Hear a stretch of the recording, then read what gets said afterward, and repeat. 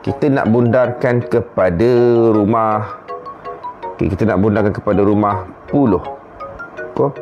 Rumah puluh. Boleh? Kalau nak bundarkan kepada rumah puluh, jadinya kita kena pastikan dulu, kenal pasti yang mana satu rumah puluh. Adakah tiga? Ni dia. Adakah tiga? Tiga ni adalah rumah ribu, sifar ni rumah ratus, empat rumah puluh, 9 adalah rumah sa.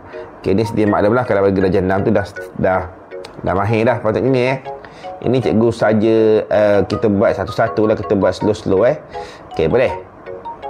Jadi untuk bundarkan rumah puluh ini, jadi kita kena ambilkan rumah, kita ambil yang Q ni tadi.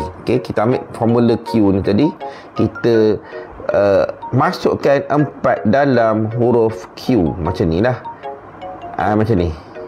Dan dia pun nampak tak ekor ni? Nampak tak ekor tu? Ekor tu tunjuk 9. Ekor tu tunjuk 9. Nampak?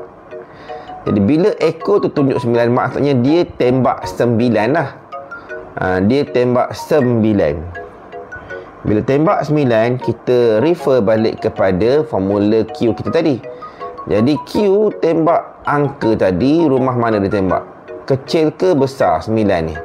9 ni rumah besar. Bila besar, maksudnya Q ni akan dapat 1. Jadi berbalik pada soalan ni tadi, yang tembak ni tembak 9, rumah besar, jadi Q akan dapat 1. Jadi tambah 1 dekat Q. Tu dia. Yang kena tembak automatik matilah, kosong lah. Jadi jawapan dia kita turunkan di bawah. Yang kena tembak memang tak ada, mati, sifar lah. Yang Q tadi dah tembak, dia tembak nombor besar, jadi dapat 1. Jadi jawapan dia 5. Boleh? Yang tak ada apa-apa terlibat ni, turunkan saja nombor.